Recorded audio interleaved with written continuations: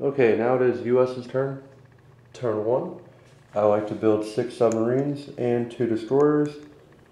There are many trains of school of thought on this. You can build 2 carriers and a battleship and just put it all in Sea Zone 10.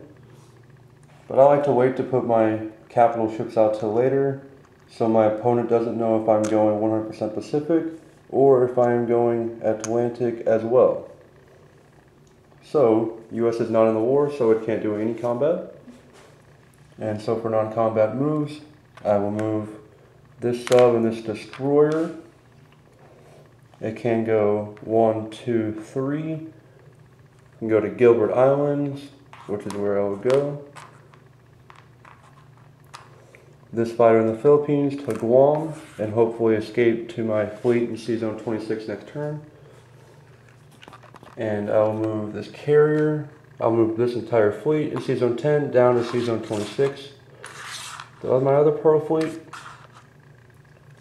And since Japan doesn't have enough to take it out, next turn it is very much safe in Pearl Harbor with 3 fighters that can scramble, 2 cruisers, 2 destroyers, a submarine, a battleship, and a carrier with 2 planes on it. There's no way that he can attack me.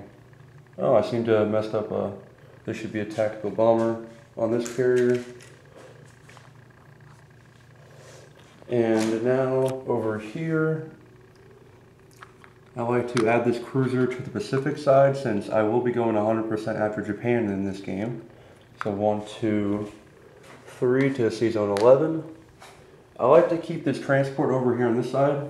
So in case the Axis declare war on me early, I can go ahead and take Brazil on turn 2. And I also like to keep this fighter in Eastern Europe over here in Western Europe for a counterattack. And I like to keep this bomber also in Western Europe for a counterattack on Japan. Actually, let's move this bomber down to Hawaii. That is a much better staging area for that bomber.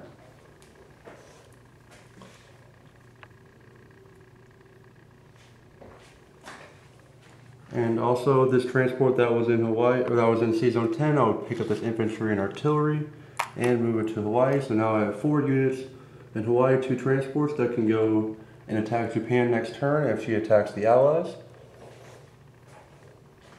And that ends the turn. Let's place my units.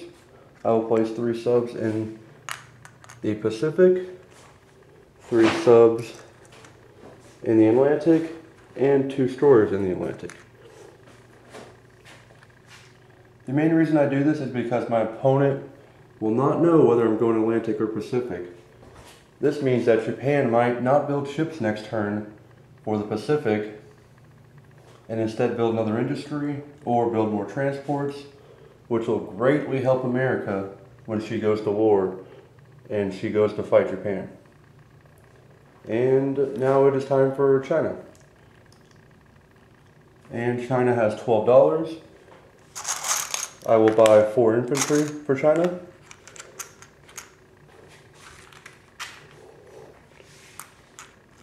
And there's my 4 infantry. And since I must take Yunnan back, I cannot let Japan hold it. It is way too valuable. If Japan can hold Yunnan, she can put every one of her planes in Yunnan and it will be held for pretty much the remainder of the game. And this greatly affects UK. If Japan can hold Yunnan, UK might be able to fall round 3.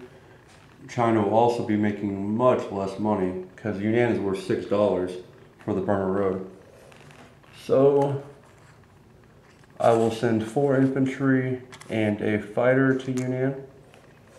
This should secure Yunnan, should make it a pretty much a given. And let's go ahead and roll that battle out. I'm rolling at a 1 for 2 hits for China, and I did hit, so that is 2 hits, and Japan gets an automatic hit. So I have 3 infantry and a fighter left. 3 infantry and a fighter left versus 1 infantry.